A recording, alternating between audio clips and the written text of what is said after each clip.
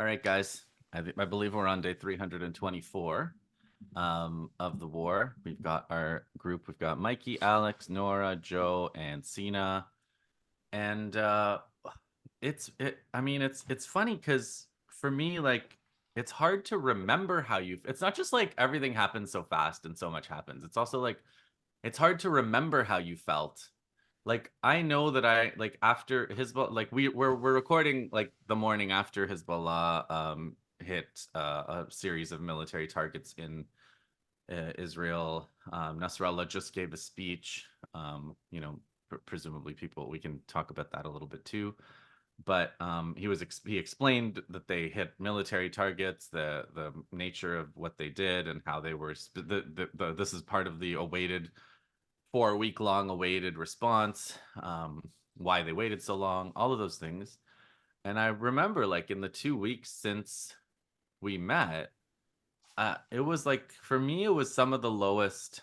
It was some of the lowest for me. Just like it felt like so many massacres. And Nora, John, and I, we did a sit rep, and I think we said both on camera and off that you have the hardest newscast in the world. Like your weekly newscast is the hardest thing in the world to do, and we know because it's one of the hardest things to watch. Um and uh and so it was just like I was feeling really low, and like I did a lot of, yeah, like I dumped long-term contacts this week that I had been thinking of defriending for months. You guys had encouraged me to go ahead with the defriending months ago, and, We and supported I, you. I held on. I held on longer, and it was interesting for me because it's also like I think it's like there is this some kind of communists or pro-Palestine people, like people like us. We kind of exist in this regressive, politically liberal to conservative reactionary society on this kind of agreement, like we're not going to throw our politics in civilians faces and they're not going to do that to us. And so there's always this like there's this kind of tacit agreement, like even if people know your politics, that we're not going to really talk about it. But like when a situation like this arises, I it's like somebody who's like really pro-Israel and they're constantly spewing this. It's like I just can't take it anymore. And then it's like I bet if this is happening to me, it must be happening all across the society all the time. And if it's like I reached my threshold, what, month 11, whatever, like lots of people have reached that with other people. And I do wonder, like, we've talked about our consequences for our um psyches, our mental health long term. Like Sina's always talking about this, how we have to carry this for the rest of our lives, etc. But it's also like the social consequences are interesting too, because it's like we are. I don't really like. I used to always think like there are certain people that I talk to politically and certain people that I don't, and I'll just avoid the topic if it's not a trusted person or if it's whatever. And now I'm just like, I'm not going to avoid the topic. I'm going to avoid the person wherever possible. Like, and so we are going to have like a more fragmented society. And I don't know. I don't want it any other. I can't imagine it any other way at this point. So that's one of the things that happened to me in the past 2 weeks. There was a lot of despair. There was a lot of this, and this feeling of like fragmentation. And it could be like the age. Like it could be I'm just reaching my 50. I'm approaching 50, and it's like that's what they say. They say you kind of narrow your social circle, and it's like I only really want to talk to tankies now, so I don't really need I don't really need to like swallow this and not say anything anymore. I don't know. Um so but then this morning it's like another totally different situation. It's a totally different emotional situation too, because we are now on the next rung of the ladder of escalation. And so, the statement by Hezbollah was, we've done all this. I was amazed by Nasrallah's statement where he said we had some standards for this attack, this response, and the standard was it has to be a military target. Even though we would be within our rights to target civilians, we decided it has to be a military target. And it's like these are the terrorists, like the terrorist organization says in response to these attacks on civilians, we will target military targets strictly. And then the side that's actually committing genocide and starving people and raping people and murdering people and reveling in it, that's the side that everybody has to support. That's the side that everybody bends the knee to. So it's, and you guys, I assume the Americans on this call will have a lot to say about the various conventions. John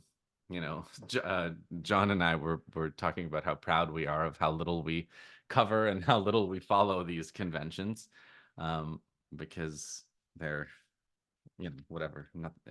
I'll leave that to you. I will leave that whole topic to you guys.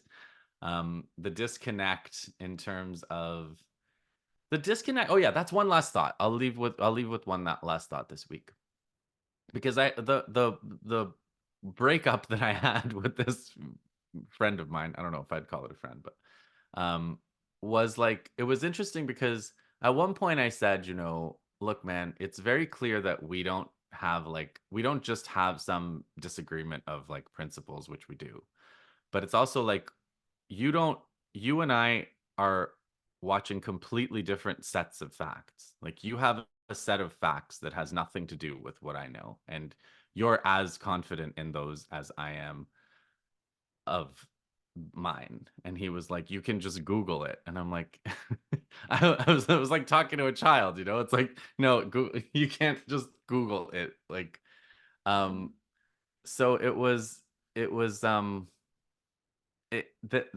the way it's like part of these group discussions is also like how propaganda works, and the way that, like, people, they used to say like you're entitled to your own opinion but not your own facts, but it's like it's very clear that everybody brings their own facts to the table now, and so there's no way to talk to people if they bring their own facts and you don't have any agree. So all of it, right? The beheaded babies, and like it happened just 2 days ago where one of these hostages, the one who went to, the half Chinese one that went to America with Netanyahu and everything, and they spread the story that she was beaten up by Hamas, and she specifically um, said, no, I was injured by the bombing.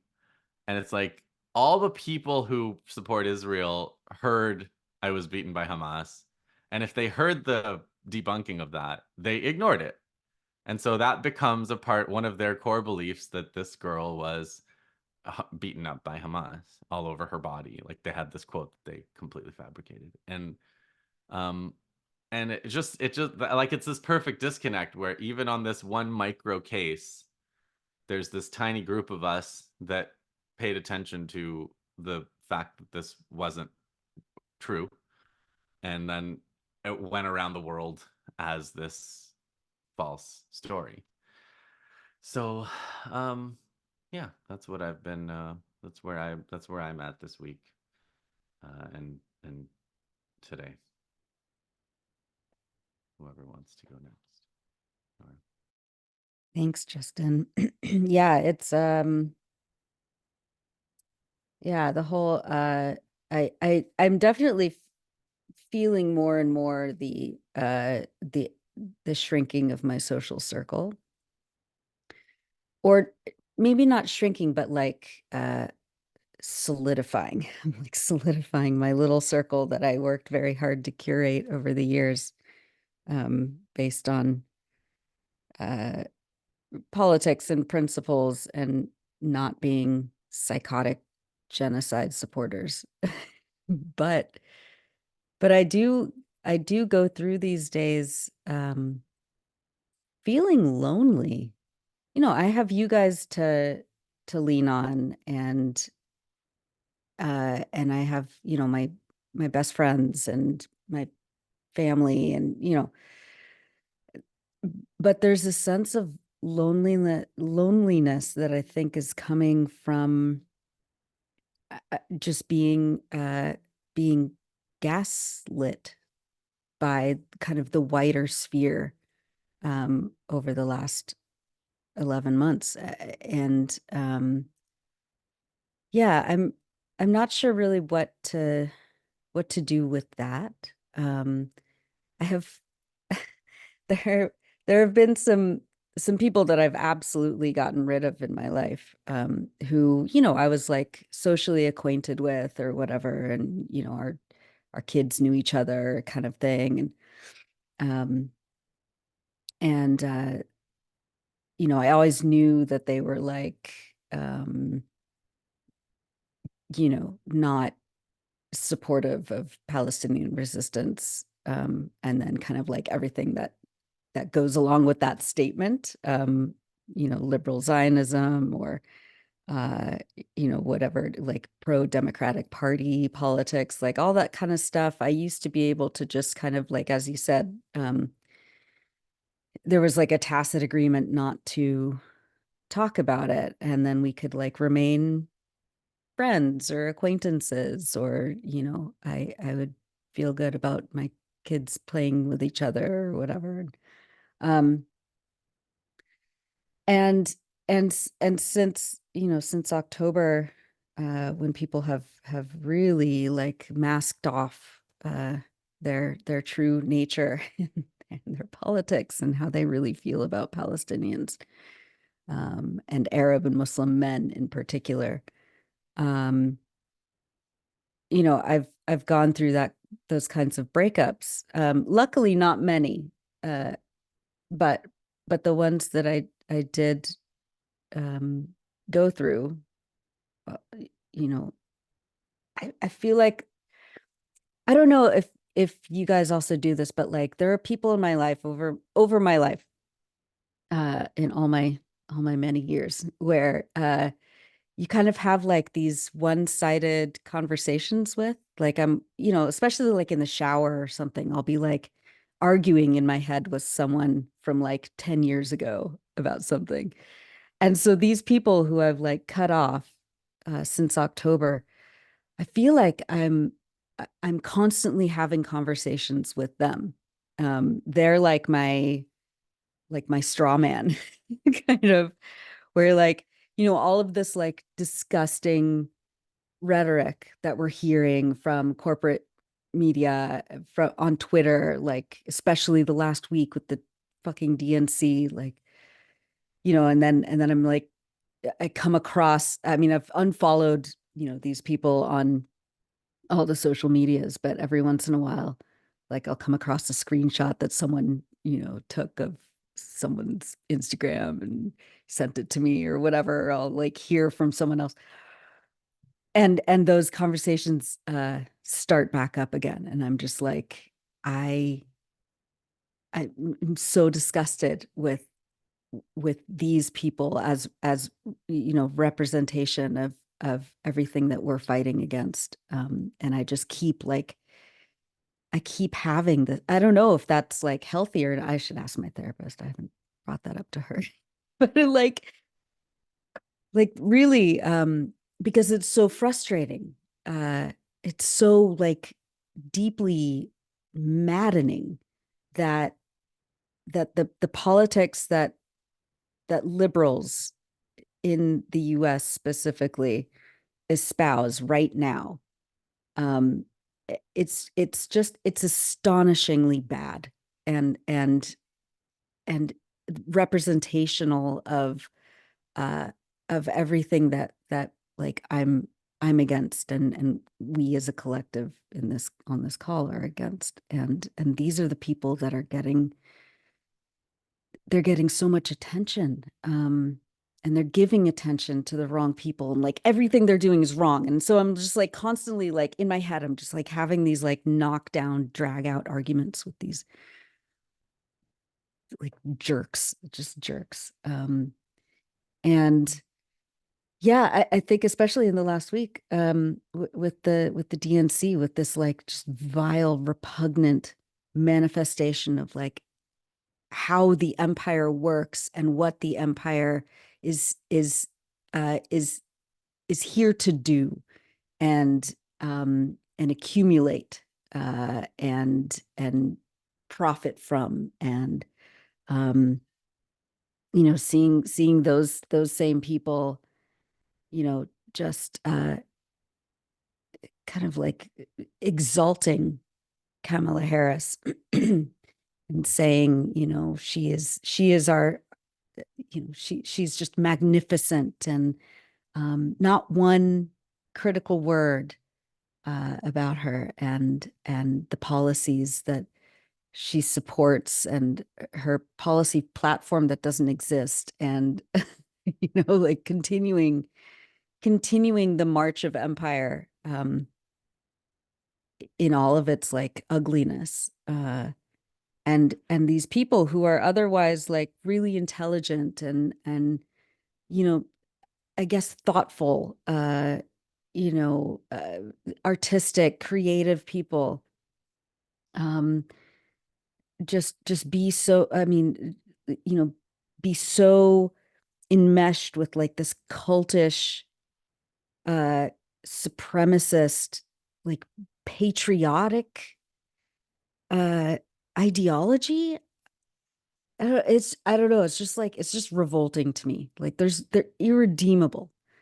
um so I've been doing a lot of that this past week, like just being disgusted by people I used to know, um feeling lonely, and just completely petrified and angry for my friends that I'm in touch with in Gaza. I mean, this morning, like the evacuation orders in Deir Balah, which is like the one last place, right? A tiny little town in the center of Gaza, where like more than half of the Gaza Strip is now concentrated in this tiny little town. And they're evacuating the hospital, the one remaining barely functioning hospital. Where are people supposed to go? I don't know. I've just been feeling a lot of different, like, mostly emotions that are mostly rooted in anger and disbelief.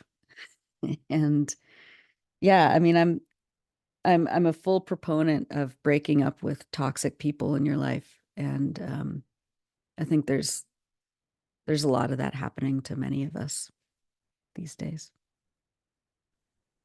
Um, well, thank you, thank you for the retroactive blessing for in my case. Um, but Mikey, I remember last time we were here, you were talking about the literal mask off moment, but like this week we also had a literal closing your ears moment, right? Yeah. Like these things are so symbolic. Anyway, yeah, I thought I would give Yeah.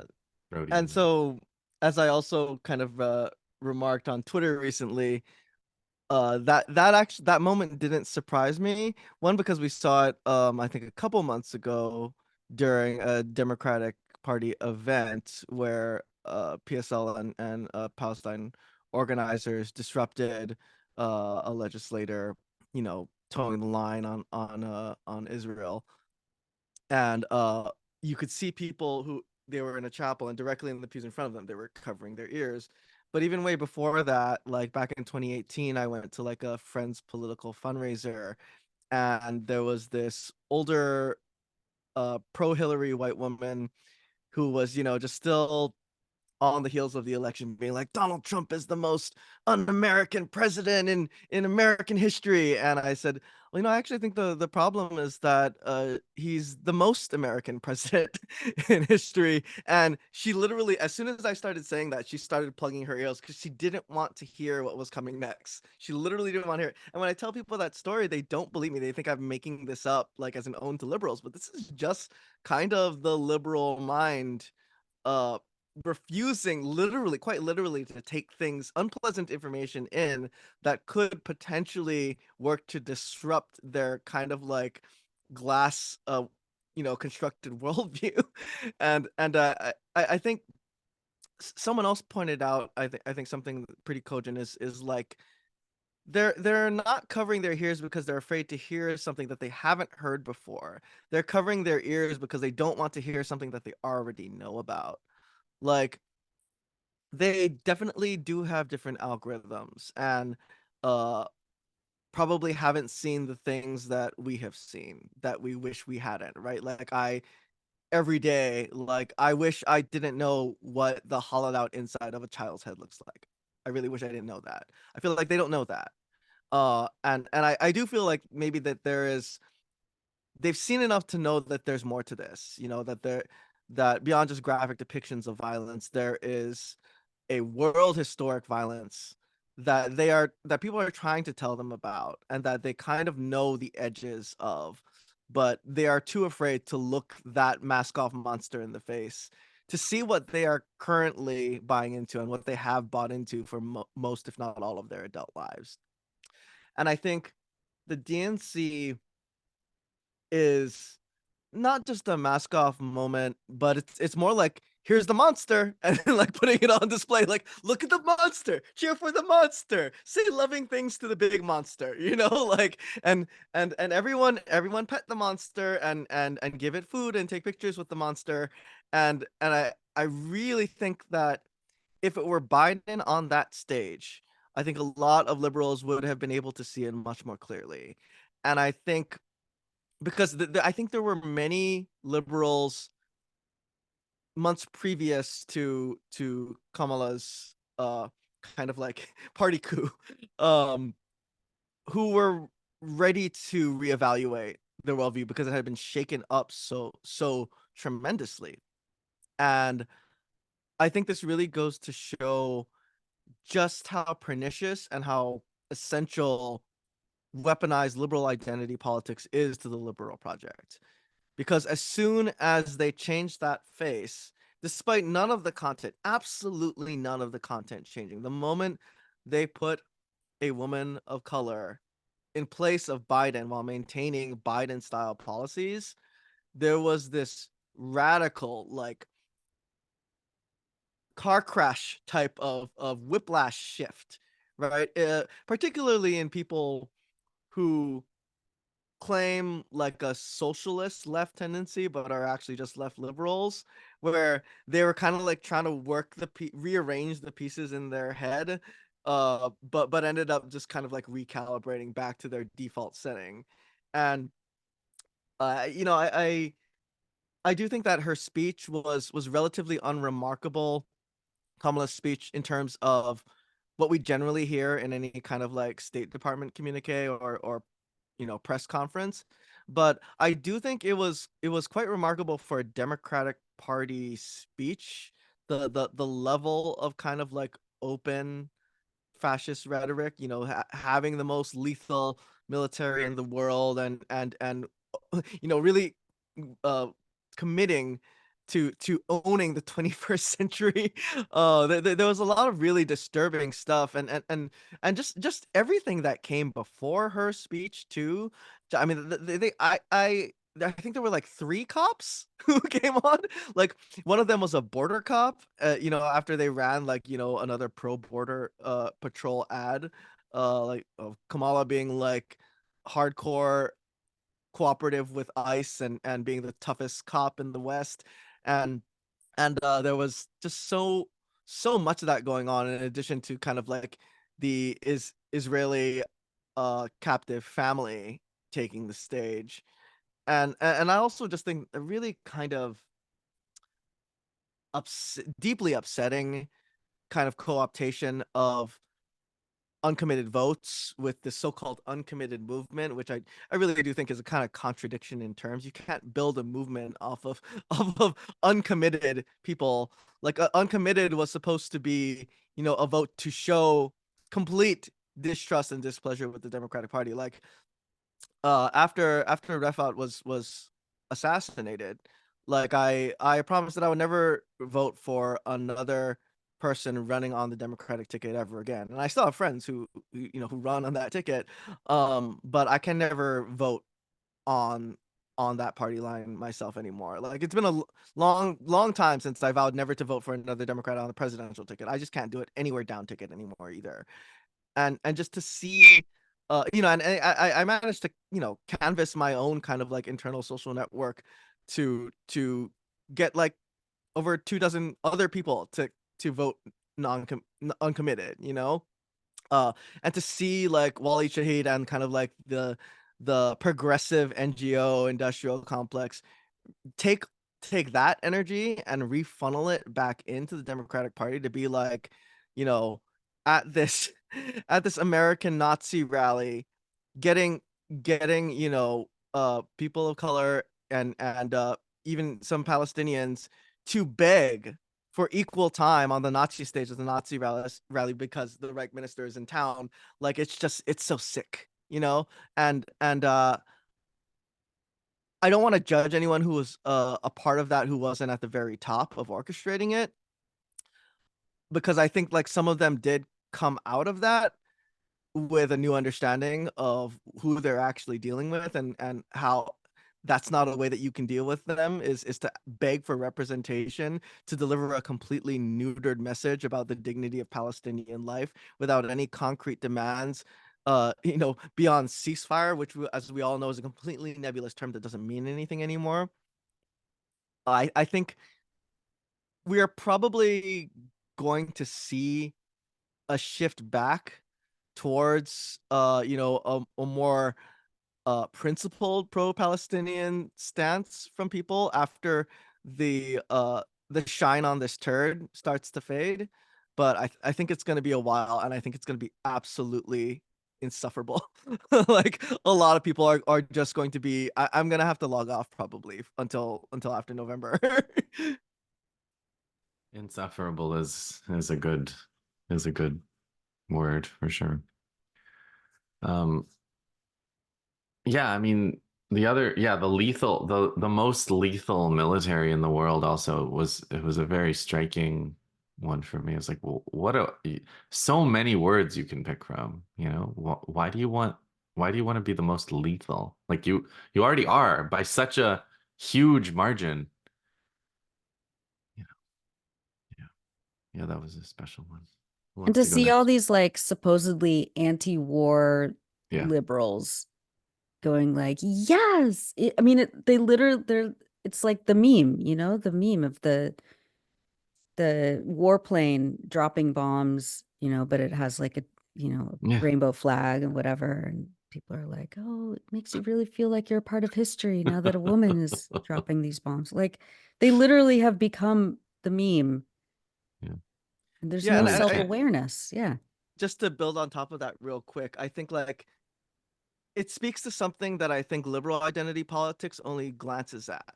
I think Kamala Harris in particular has to say that they want the most lethal military in the world, because that's something that, a black woman who is going to be president will have to say, right?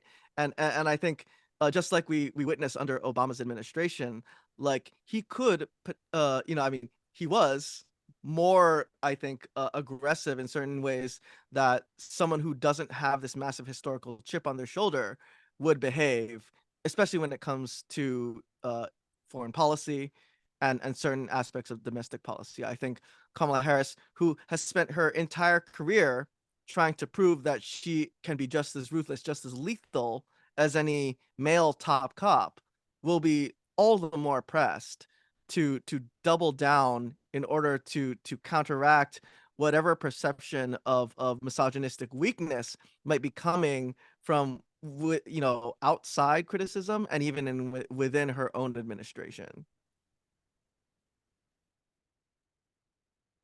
Yeah.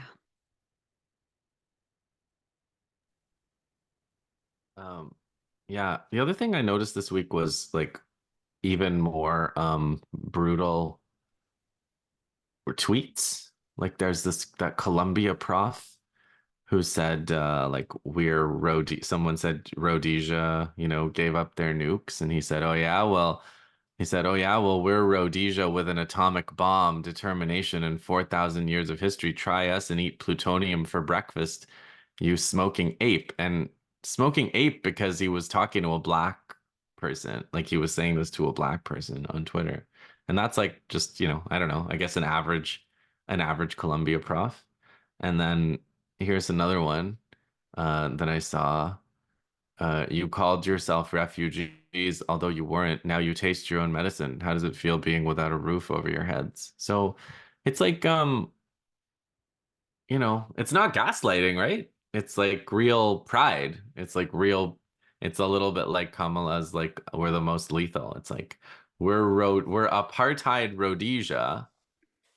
We're apartheid white supremacist Rhodesia, but we have an atomic bomb. So They forgot they were posting in English. Honestly, right? Like, thank goodness for the Google Translate, because when it's like in Hebrew and then you press that button, you're like, oh my God, this is the worst thing I've ever seen. These, they just forgot to, they forgot they're writing in English, which is really, that first one is something. You Well, forgot I to can mention how he continue to, threatened Cory Bush with assassination. yeah, oh yeah, right. It's the same guy, right? That was the Yes. best part. I think that might have, that's what started that whole thread, Yeah. I think was, yeah, calling for, yeah, oh my God, yeah.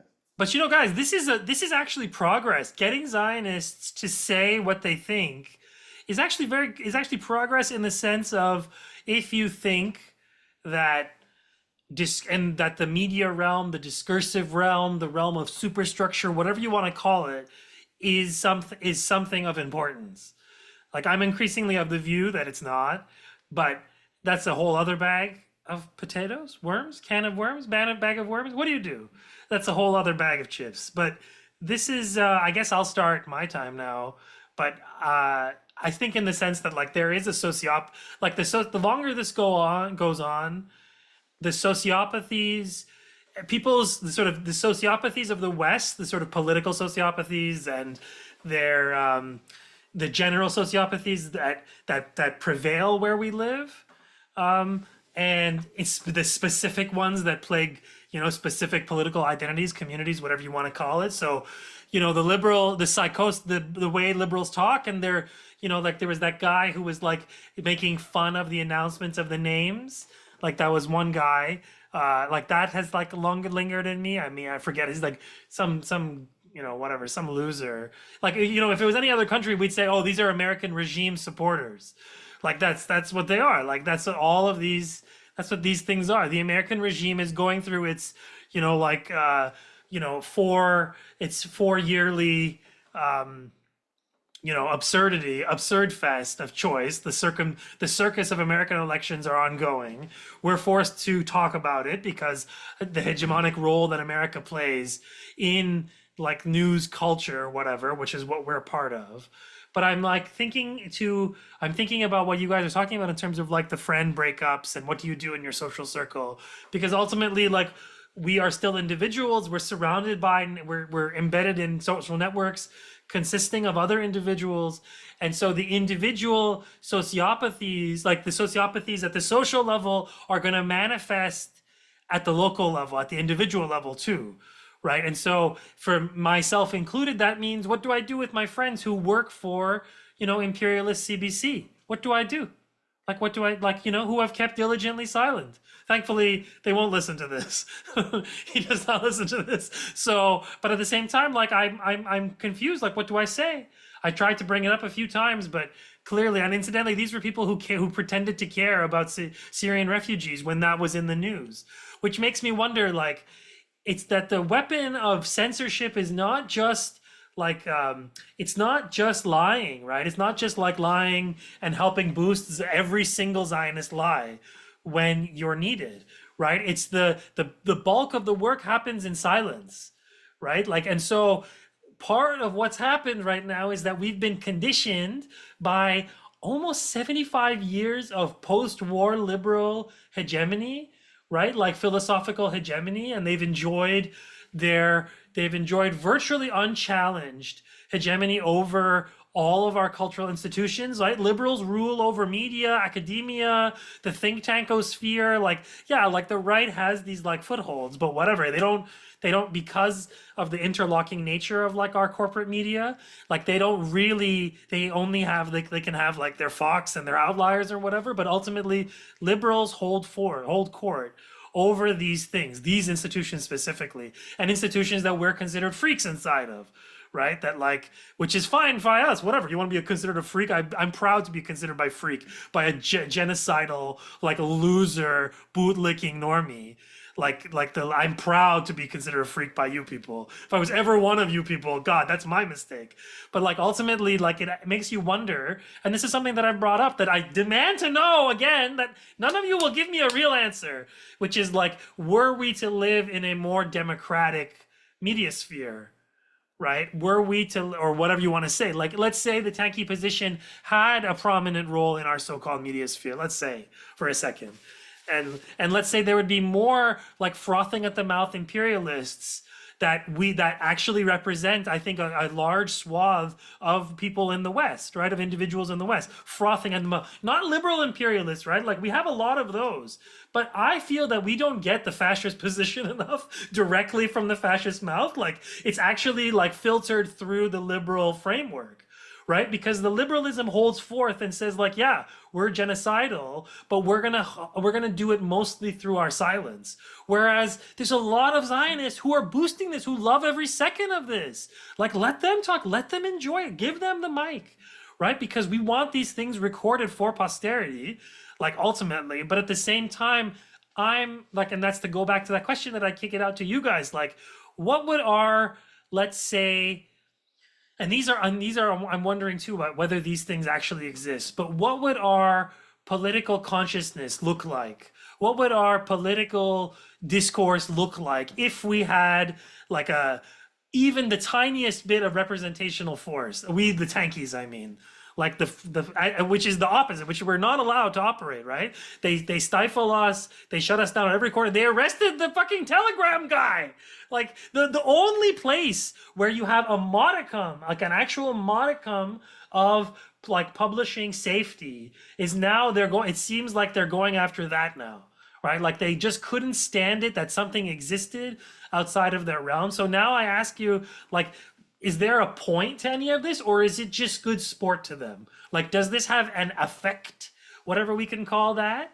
Or do we, which I'm beginning to think that actually the reality is that we live in a sociopathic, like imperial, like diseased culture that is extremely apolitical and extremely apathetic to the world around them, that people are happy to live in whatever social bubble that they exist in and thrive in that little murky pond of theirs.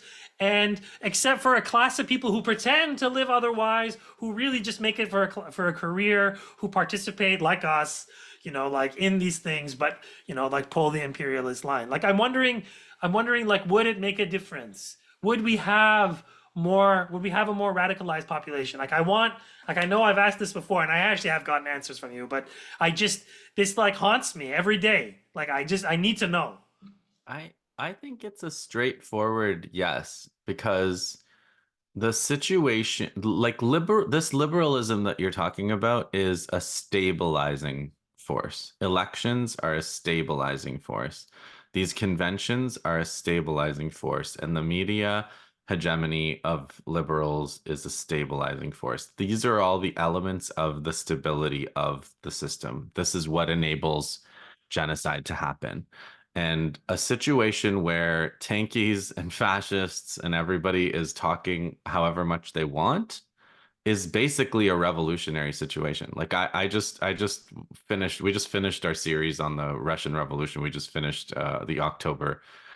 we finished with the October Revolution on the historical podcast. And like that period of 1917 between February and October was such a period you describe. It was like everybody was rolling their own newspapers, everybody on the street, everybody was in the streets, everybody was reading everything both sides said. You'd have these debates, you'd have these demonstrations, and eventually the Bolsheviks won. Like you can't have a situation where everybody can speak openly for very long, I don't think. And so yeah, go ahead, Jim. Can I just jump on it? Yeah. Yeah, and even, you know, I think you're right, Sima, that I agree with what Justin just said, but also if you look at Mein Kampf, if you look at the Nazis, they tried to pass themselves off as left in a lot of ways, and Hitler was pretty open about that in Mein Kampf, right? They used the color red. They called each other comrades. They called each other socialists. So if if you have a situation where tankings were widespread, the fascists, yeah, in a sense, they would come out of the woodwork. But even then, they have to kind of, to win the working class support away, they have to pretend, they have to dissemble, right? So they can never, even they at their most shameless can't be totally open about what they are, because Hitler wasn't, right? And he was in that, like Justin's head, he was in that moment where there was a tanky moment, literally tanky moment in history, right? And still he couldn't be that honest about what he was, right? He still had he paid lip service to workers' compensation in Mein Kampf and limiting the power of industrialists and all this stuff. So they can never be totally honest. They're always going to bullshit. And yeah, so it would be huge if and look at the effort they go into suppressing the small outlets. I mean, Elon Musk just recently subpoenaed fair.org, where I have articles up there. You know, I mean, they're going. Nobody is too small for them to focus on. And I just want to quickly, while I'm here, talk about, in terms of cutting people off. It's funny, the people I've cut off recently aren't even like, there are some fascist relatives I have who I've blocked on Facebook, but a long time ago. But people I've cut off recently from all private correspondence are these liberals who used to contact me, who used to like talk with me on the phone all the time. Like, you know, I was very flattered that they, you know, considered talking to me and stuff. And now I've just X them out of my universe, and I publicly attack them, because that's the other thing, you know, with when stuff's going on that's hurting you. There's two things you can do. You can take it out on people who don't deserve it, or you can take it all on yourself in some way, you know, punish yourself in some way. So it's very important to give it to the people who deserve it. You know, that goes for everything in life too. People piss you off at work, make sure not to bring it home. Make sure to take it out of the people at work who pissed you off, right? So it's the same with politics. I think you have to take it out of the people who deserve it, and cleanse yourself that way. And it's also kind of a balance too. You don't want to. I know we don't want to fall into complacency with all the horrible things we see, but at the same time, I don't want to just punish myself looking at things that it's just hurting me. It's not making me better politically, right? It's just doing damage to me. So, you know, I'll go on a wine tasting tour, like do some bourgeois shit, whatever. It makes you feel good. If it helps you, do it, you know, whatever, you know. And also I've been, my spirits have been lifted, I thought I mentioned, by the victory of Maduro in Venezuela, because that's also in a small way a victory against global fascism, and all these fascists all over Latin America are total Zionists, you know, so total 100%. I mean, Marina Corina Machado, if anybody knows who that is, she's the main opposition leader of Venezuela. She wrote a letter to publicly, and she writes this shit in English too. And she writes it to Netanyahu, asking him for foreign intervention in Venezuela to help her get a foreign invasion going to Venezuela. So these guys are you know, Malay and Argentina is just over the top Zionist lunatic, you know. So all the whole global fascism thing is so tightly intertwined with Zionism. So that was a big thing. I thought that in Venezuela they prevailed. So that's lifted my spirits. So and yeah, so and also it's important. I mean, we have these private conversations. Like, that's one thing I've done with these liberals who used to sneak around contacting me, is I go after them publicly now, and I don't talk to people privately unless I really trust them now. I used to privately interact with people, and I don't do that anymore. So that's just something else I wanted to say. So thanks, guys. Whenever Joe shares one of his public Twitter attacks on liberals, Alex puts this GIF up in our group chat. So I thought this might be worth sharing with all of you out there on the web, on YouTube. So anyway, so that's all I got, guys.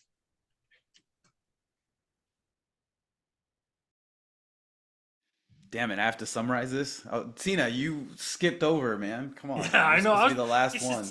You don't have to summarize. No, I know. No, I'm not gonna try. But so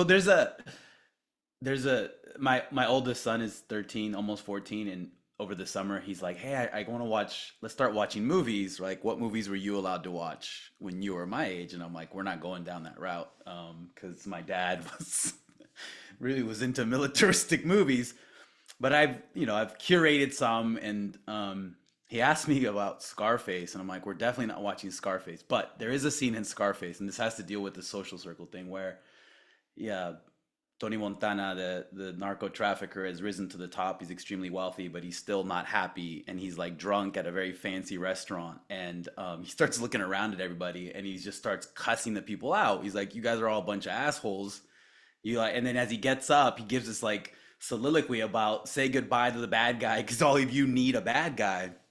And I think about that a lot, right? Because like we're the bad guys in this current context. Like I felt like the quote unquote bad guy just watching this zone of interest DNC, which during the day I would see the most horrific things I've ever seen. The Mikey already mentioned the one that I still have a physical reaction just thinking about that video. That was so bad that Elon Musk took it down, right? And then at night you get to see this like mediocre, no, less than mediocre poet like misspeak and get her words wrong and talk about how wonderful the U.S. is. Like Hollowed. She said hollowed instead of hallowed. And the earth who by the way, the earth will disappear from our country. Well, I mean, so that I It's think perfect. Was that perfect, environmentalism? I thought maybe that was You know, like guys, Plato was right. We need to end Malthusian these environmentalism. poets. Plato was right. The about Earth that. is So leaving bad. America, No. guys. the earth is gonna get up and leave them. Are they gonna truck it off? Is it like a quarry? They're gonna Listen, put the earth in a the truck US and drive it this is- to Mexico, or But this, oh, that would be awesome. That's historical justice. But it's like peak U.S. like gringo exceptionalism, right? Because if the U.S. goes away, the Earth goes away. I mean, that's the way I read it, right? And also, according to Hillary Clinton, this poet, so-called poet, promised to run for president like in the 2030s. So get ready for that. We deserve it. We deserve it. Yeah, totally. Who cares, man? Liberals are so stupid. They're so it's just like like you dangle something shiny in front of them and they Shiny lose their keys. minds. Yeah. But like there's so the way I read the DNC and thinking about being the bad guy, it was just like one long Western, right? Like there's a reason why the Western genre becomes so hegemonically and culturally influential and powerful within the US. And I grew up watching Westerns, going back to, my dad allowing me to watch things I shouldn't have been watching when I was young. And I still watch it. Like now I'm like obsessed with it intellectually and politically. But that's the way I read the DNC, right? And goes back to this so-called poet's comment about if the US disappears, the earth disappears, and then she kind of turned it around. The idea that like the good guys are the ones waging extermination against Native Americans, right? I mean, this is core to American exceptionalism. This is core to how, especially since the Cold War, the US has cast itself not as the global empire that it is, but as the quote unquote good guys. And the Western genre for me captures that perfectly. There was a brief moment where historians and politicians talked about the US being an empire like 1898. And then they would say, well, that was like a brief moment of madness. And then we kind of like went back to being like the good republic. I mean, there's there's tons of writings about this that deals with the US being a quote unquote accidental empire after 1898. And then they went to isolationism and poor Latin Americans kind of are left to laugh and cry at the same time at that characterization. This Western DNC even had a captivity narrative, which is also very central to that genre, right? Like the parents who were up there talking about their kid that was taken by the Al-Qassam allegedly on October 7th. Like all this like powerful ideological work at play that the people at this conference and this entire media, mainstream media industry laps up. All that works to make at least me feel like I'm the bad guy. But I think, increasingly since October 7th, I'm kind of like using their language, leaning in to like the Tony Montana character. And I'm like, yo, you fucking assholes, we're on the right side. And that's how we're on the right side. Like what we're witnessing is horrific. And, I've also started to make a lot of parallels with like the Haitian Revolution. And one of the leading historians of the Haitian Revolution talks about how the Haitian struggle was the right to have rights. How do you wage that struggle of the right to have rights within an ideological and media infrastructure that denies that bare minimum to Palestinians, or in the late 1700s, early 1800s, to these Haitian slaves turned revolutionaries who were anti-racist, anti-slavery, and anti-capitalist at the same time, which was put them way ahead of any other revolutionary movement to this day. I would make the argument. Like, the Palestinians are waging a right to have a struggle to the right to have rights, and it's being denied to them. And this, I think, goes into the people who are just plugging their ears. They don't want to hear even that. They can't hear that, because if they hear that and they think about it, it's going to destabilize a lot of what they think about this imperialist country. I mean, and it comes back for me, like, I teach a class on US empire, and the first day I'm like, hey, we're gonna do this class based on the premise that the US is an empire. And like, most of my students are like, have a very, like, they're either outraged or they're very uncomfortable. And then I make them have a very unsettling, uncomfortable semester.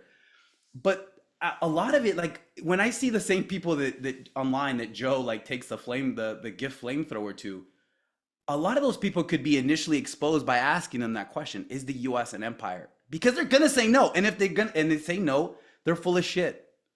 And we don't have to engage them. We don't have to engage their bullshit on Venezuela. We don't have to engage their bullshit on Palestine. We don't have to engage their bullshit on Israel being the only democracy in the Middle East. And we become the bad guys again, because it's structured that way. Like, we can't, like, we have our own little corners where we support ourselves. We demonstrate, you know, we're comrades. We have camaraderie. We keep each other afloat. But I don't know. Maybe I'm used to being the bad guy too, just based on my experience with my Republican congressman brother-in-law, who, you know, I do the gift flamethrower to a long time ago. Maybe that's helped me. Like, but you know, to Sina's question, right? This shit is overdetermined, Sina. Like, we already occupy a certain place within this particular media spectacle ideological infrastructure. Like, so what do we do then within that particular role or position that we have? I think is something that I've been thinking about a lot. This shit does matter.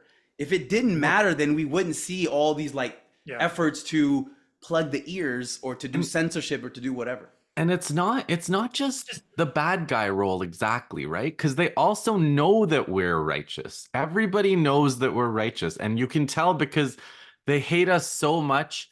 And like, anything that the resistance does that they don't like, they're like, oh yeah, well, you're supposed to be so righteous. Well, how do you explain this? How do you explain that? And it's like, who said I was righteous? Who said I was right? What, like, how do you know I'm righteous? Yeah, they give it and away. Why aren't you give it away. righteous? Yeah, they give it away. They always know.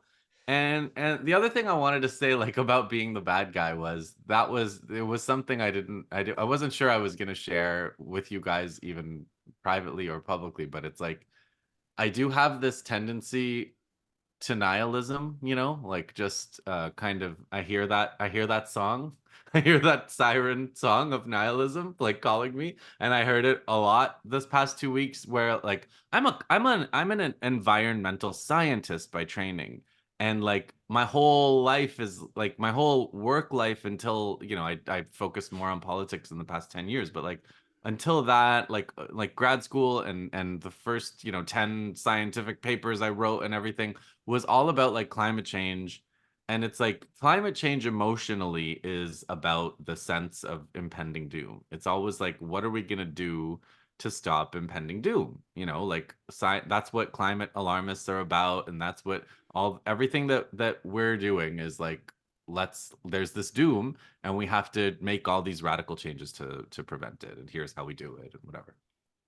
And then there's other kinds of dooms, right? The ozone layer or whatever. We've dodged a few ecological dooms in the past, but like, I got to the point this week where I was like, I don't care if the world burns anymore. Like, if we don't deserve a world, if we can accept doing this to the Palestinians, like, Palestinians are going through worse than climate change. Like, it's climate change plus they're destroying your food and water sources, plus they're trying to bomb you wherever you go, plus, you know, they're calling you the bad guy. Like, it's just, like, climate change is just, we're all gonna either starve or drown, right? Like, Palestinians have much worse than that. Like, that's nothing compared to. So I'm just like, I had this very like it changes your attitude when you're like, actually, doom is here already. You know, it's not an impending doom that we have to Right. stop. It's And like we watch it. Yeah, we're doomed. This is doom. This is it. Yeah. And But I have a limit, Justin, that I got from you. My limit about being the bad guy and nihilism and all that stuff is when you told me once not to get fired, and I'm like, yeah, for sure. So that's like that's the limit. That's I have Justin in my mind, be like, all right, okay, good, but don't get fired. Enough nihilism. Yeah. So that's the limit for Well, me. what gets you off the ledge, Justin? That's a good question. I don't know if I don't know. Sometimes it's just like you know, there's some kind of like samurai culture where it's like, even if you're doomed, you still have to kind of do the right thing, you know, or I don't know if that's a real, I don't even know if that's a real philosophy or if it's just like something from movies. I thought you were going to mention something else, and I'm like, no, Justin. Oh, seppuku. You guys would finish me off, right? No, you no, guys no. you guys would do that for me. You guys would be my second, right? Before I show any pain. But yeah, so I think that's part of it, is just like there's this feeling of like, whether we're doomed or not, you know, there's still something that we have to do. There's still some decisions we have to make, and there's still, you know, the right thing to do is there, whether it works or not, or whether it you know, whether we're doomed, whether we really are in fact doomed or not. So I don't know, in some ways, like, the nihilism can be comforting, because it's like, I'm tired of being afraid all the time. I'm tired of this politics of like, fascism is coming around the corner, or Trump is going to win and make things really bad, or like climate change is going to be the apocalypse. It's like, okay, what if the apocalypse was already here? What would we change about? Fascism was always here. Yeah, like, That's you know, like the what if it project, wasn't like- a big threat? What if it was like just the present? I don't know. I mean, they you know, Israel is also an experiment in trying to make tough people break, right? That's like what they're all about. And like, when I analyze like Yahya Sinwar's book, or like the way that the Palestinians have in Gaza specifically, like, kind of foiled the Israeli intelligence network of like catching people and torturing them and putting them in prison and getting information and then assassinating leaders and using that intel. Like, the Yahya Sinwar is the mastermind of like foiling that whole thing. But like, the result of being foiled like that has been just to be genocidal and just kill everybody in your path, and try to escalate the depravity to the point where it's like, okay, well, if that won't break you, maybe this will break you. And so it's just kind of knowing that I guess the other thing is kind of knowing that they're trying to make me feel this way generates some kind of defiance, where it's like, I know you want me to be like, they have different messages. I've always said this, propaganda, like, if you don't scare easily, they'll try to make you feel like you're useless, you know, like, it's like, I'm not afraid very much, but I am very like, I'm kind of depressed when I feel like I can't do anything, or I'm ineffective, or, You know, one thing I do fantasize about, related to what you say, what Sina said, is if I wish just John Elmer's segments on Intifada, if I had the power to just may force everybody to watch them, just to show the heroism. yeah.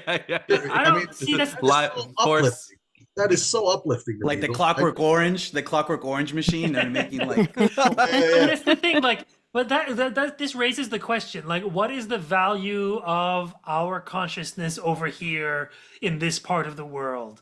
Like, let's say a good portion of our population got radicalized, because there is a good portion of our population already radicalized, but radicalized in the wrong direction, and they've been that way for a while, and they're a very useful, like a useful segment of our population, because you unleash your hatred on, at least in Canada right now, it's South Asian immigrants. It's, you know, like before it was like vax or whatever, some stupid chud issue of the moment. Because, you know, they're like idiots like that. They're actually like liberals in a lot of ways. They're like, they go through these same cycles of, oh my God, and then they move on. And it's like, and it makes you realize that, oh, that's just the media cycle, and it works on them. right? And it works masterfully on them because like people's like worlds, information worlds are like ultimately very, very small. Like we live in a very provincial part of the world, partly by design, like by historical forces, but also partly out of choice. That people here live small, insignificant, provincial, unworldly, empty, hollowed lives because, and then what they put in place is like Funko Pops and Marvel and like White Claw, and like this is what we have here. Like this is the emptiness of our hollowed culture, right? Like at work on us. And so during all of this, the last 10 months or 11 months now, we keep saying 10, it's going to be 11 soon. Um, people's deeper, I feel, programming or operating system is now being activated where you're showing yourself, because even if you try to ignore it hard, you are getting these flashing images a little bit, like, you know, these little moments of like, wow, like a dead child in front of me, and you hear rumors. And I live with a bunch of like apolitical chuds too, like I live alongside them, and even they have heard something. Now, what would be the difference? I guess I'm asking this question again, but like if you showed the dead bodies, because we ultimately have a very sanitized news sphere that's controlled by a tiny handful of people who happily flaunt that control, gleefully so, right? Like to the point where they sacrificed their precious errand boy Mehdi Hassan live in front of us for all of us to laugh. Like that was a gift to tankies from liberals, I believe, the like public skewering of Mehdi Hassan, because that was the funniest shit on the planet. Because here's a guy who has for decades now been the like one of the key players in this panic economy around specific countries, right? And even if he was quote unquote good on Palestine for a while, like forever, let's say, like even because that's an easy one for a lot of these liberals. Liberals make up for it on other theaters, right? Like they go hard against Yemen, they go hard against Syria, right? Like, and then they're like, oh, occupation is bad, right? And like this is like a game.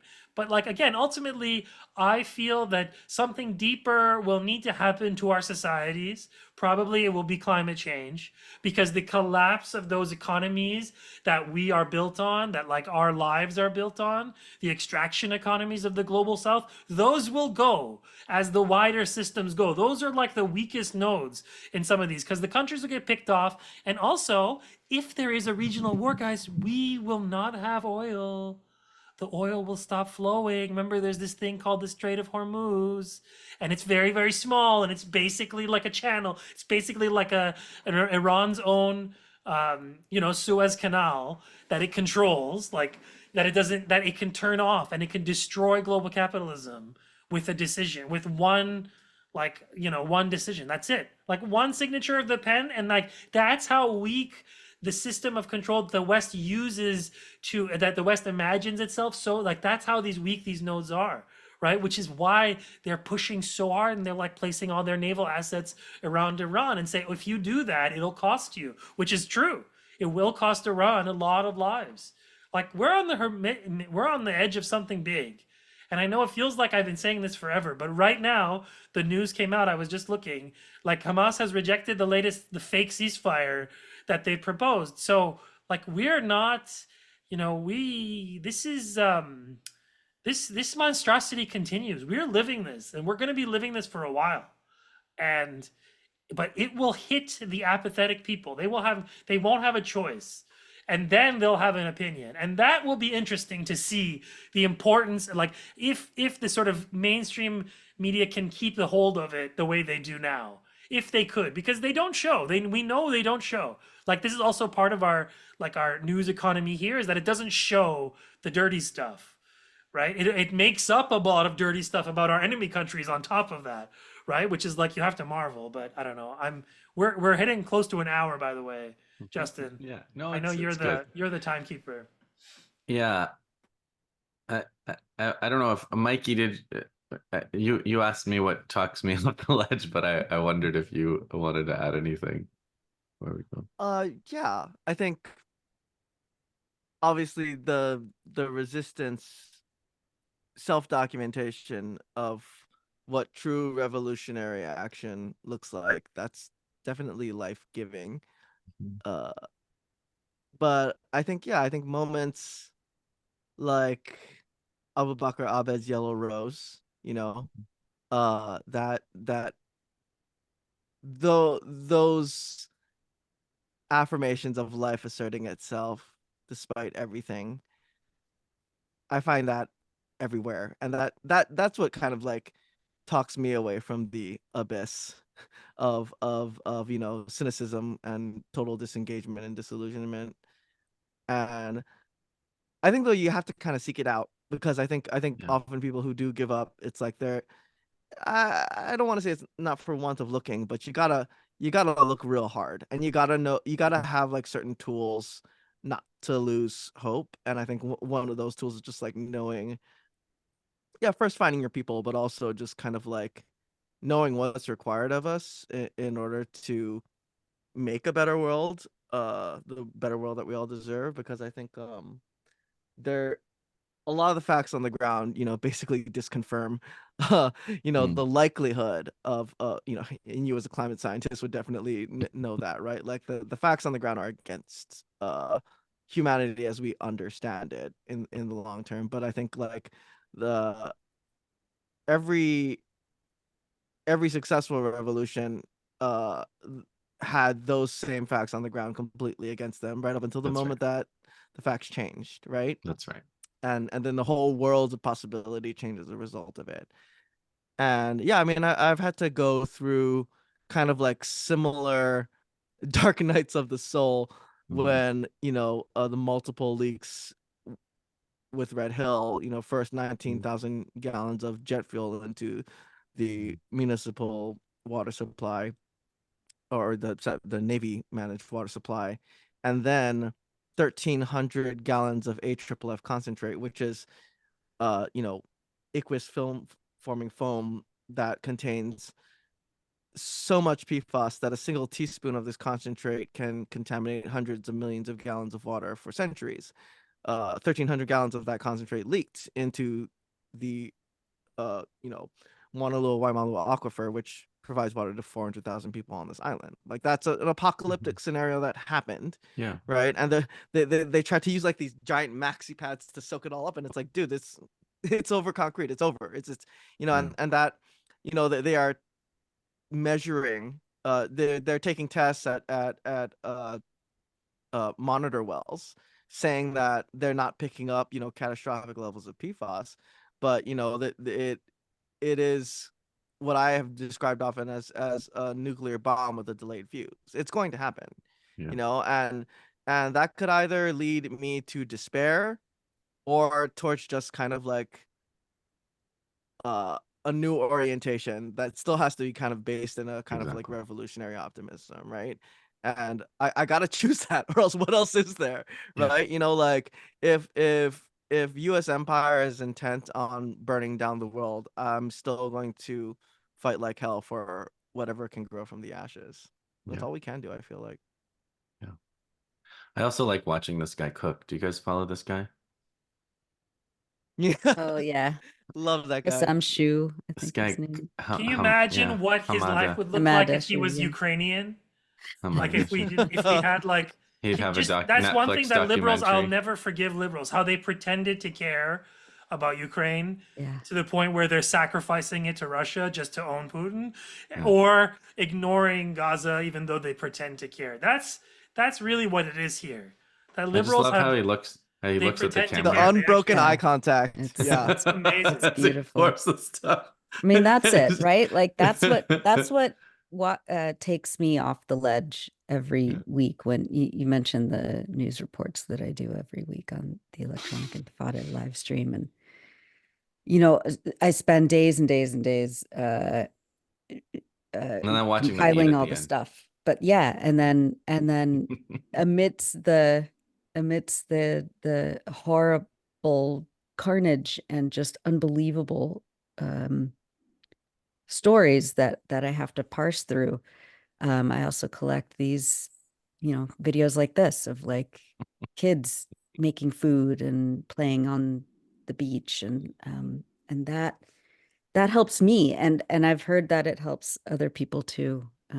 and that, so I feel like I have an obligation to keep that going, that little tiny bit of sparkle at the end. Apparently people have noticed that at the end of every video I say hang in there. They've started a hashtag hang in there. So Oh, that's uh, perfect. hang in there, everybody, and like and subscribe, and we'll be back. Thanks, guys. Thank you.